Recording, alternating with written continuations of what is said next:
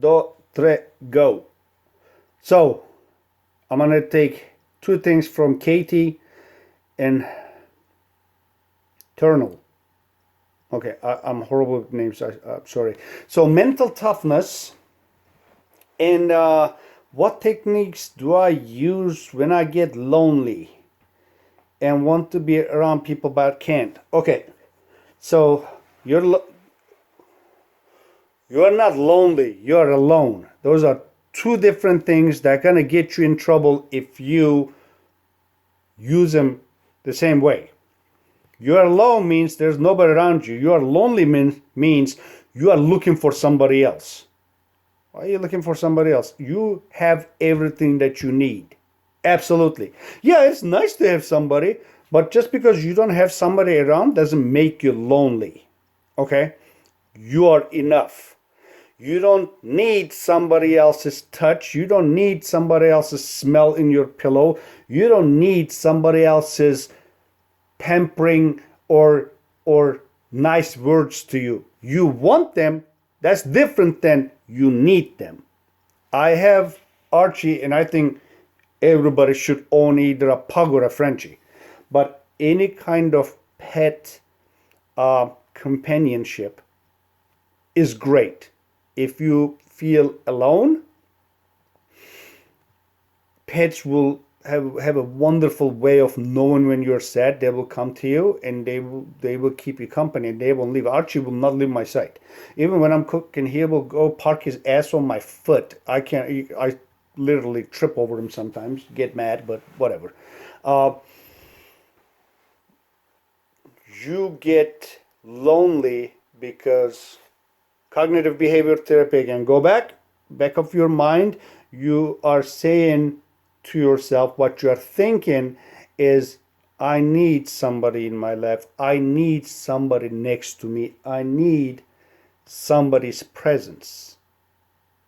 That creates an emotion that says you're lonely. That creates depression, anxiety, and you just sit on your ass like a couch potato on the couch looking at the TV without knowing what is on the TV. It might not even be on. So instead, we're going to go back all the way to the root of the problem, what you're thinking. We're going to think, I still have loved ones. I still have a brother, mother, sister, cousin. I have my friend George. Oh, you have Ricardo. Jesus Christ. You have Ricardo, you have Rich, you have Dick. Okay. You have people who love you, who cherish with you, who are always with you. I had a neighbor that was a quadriplegic. His name was Lot. There was anything wrong medically that can be wrong in a human being. Lot had it. I forgot the name of the condition. He can't stop bleeding. He has asthma. He has allergies. He has hepatitis C. He has quadriplegic.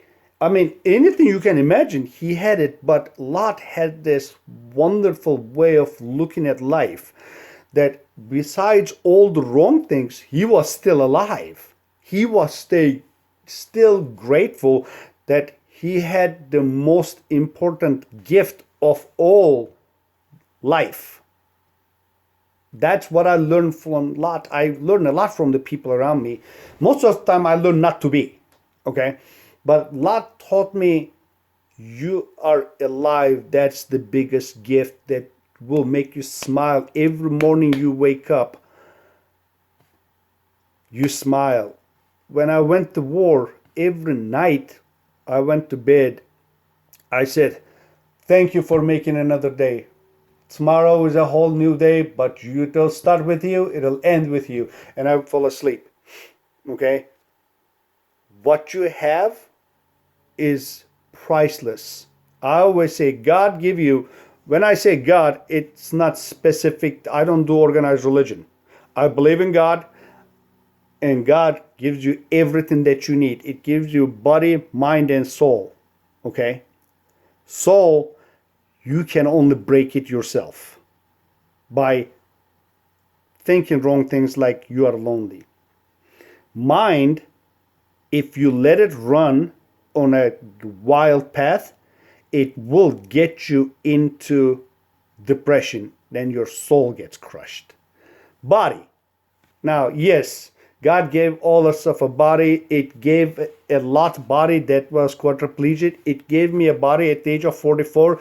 My knees, lower back, both shoulders, neck, 8 fingers are gone. Okay?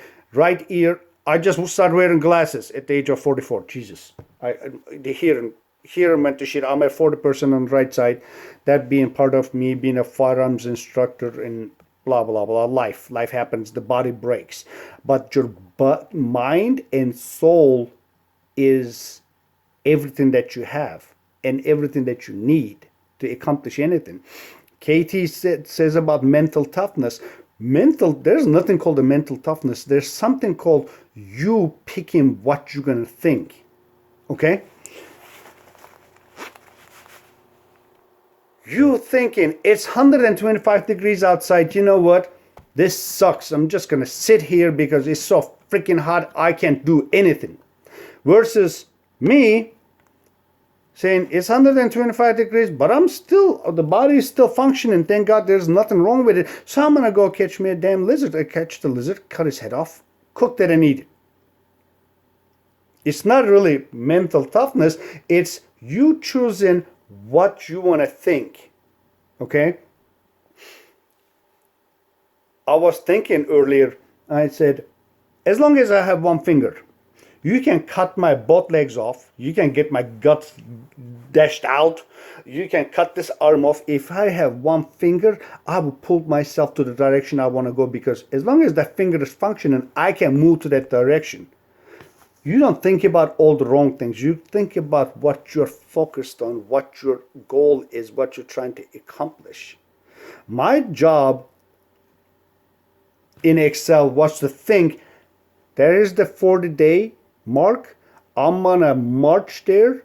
As long as I have this finger, I will pull myself towards that sumbitch and I will make it. And nothing that's going to stop me. If my body breaks that I can't do it physically like it happened in Mexico, by all means, that's beyond me. But I'm going to be smart on how far I can push my body, and I'm just going to focus on the goal, the focus on the mission, that 40th day right there, climbing up that freaking hill and seeing that big ass tree. And it was a humongous tree. Okay, that's my goal. That's what I'm going to do. I'm not going to think anything else. That's where the mental toughness is. And this happens when you go through a lot of hardship per se. We are taught about this in the army. They stress the hell out of you. They overload you to see how you're going to behave, how you're going to react, so they will direct you into the right path. Right now, what I'm doing, I freaking hate fucking cold, because I'm thinking it's going to get me cold and I'm going to be uncomfortable. People do not want to be uncomfortable. So I go to where I live in the Pacific Northwest. Water temperature is 45 degrees year round. It doesn't change. It's cold as shit. I go dump myself into that water by hating it, but by making myself uncomfortable, making myself get out of that comfort zone, teaching my brain, it's okay if I'm cold. I did it. It didn't kill me. It make me a better person. It make me a tougher person. So let's go. Let's do it something harder. Let's try 32 degrees with ice, like Iceman, the half method. I'm in love with that guy. If you want, go to any search engine, look for Iceman Hoff, HOFF, if I'm not mistaken. Look into a dude dives into an ice bucket for 2 hours without shivering, without getting cold. Nothing happens. He gets up. He says, "Hello, how you doing?" He's not crying. I'm like, wow. If you can make yourself do things you don't want to do, that's when you get tough. That's when you can focus on one point and one point only, and it will serve you beautifully. In survival, at your work, when your boss is mad and he's yelling at you, even though you have nothing to do with this shit, he's still yelling at you, but you know, you're so tough and you actually love working with the guy. He's just having a bad day. You just smile at him, tap him on the shoulder and say, it's gonna be okay, bro. Rather than getting butthurt and just going to your office and crying. Because what you just changed the way you think. Again, name of the book is Feeling Good by David Burns. Dr. Burns wrote a beautiful book about cognitive behavior therapy. If you guys get it, you guys will benefit from it tremendously. It helped me a lot. It helped me understand other people as well. So once you get a hold of your emotions and your train of thought, what start happening is you start identifying and recognizing how other people behave, and automatically, like when I say to somebody, well, what you did was stupid, and I get a reaction, fuck you, you're stupid. I automatically say, bro, I'm not attacking you. I'm just letting you know that was just stupid for these reasons. If somebody telling you, fuck you, you're stupid, normally it turns into an argument. But I know he's doing that defense mechanism because of what he's thinking. So I just go back next to him, talk slowly, because I don't want him to feel threatened. I don't want him to feel that I'm attacking him. I talk slower. I talk in a lower tone. I said, it's going to be okay. What I meant is what you did is stupid because of these reasons. And then you actually start communicating easier because you understand how they're thinking. You understand why they're reacting that way. Anyways, I think we did good. 11 minutes. And remember, every time something good happens, we look up, say, thank you, God. Every time something bad happens, we look up and say, thank you for the lesson, God. You guys have a good one.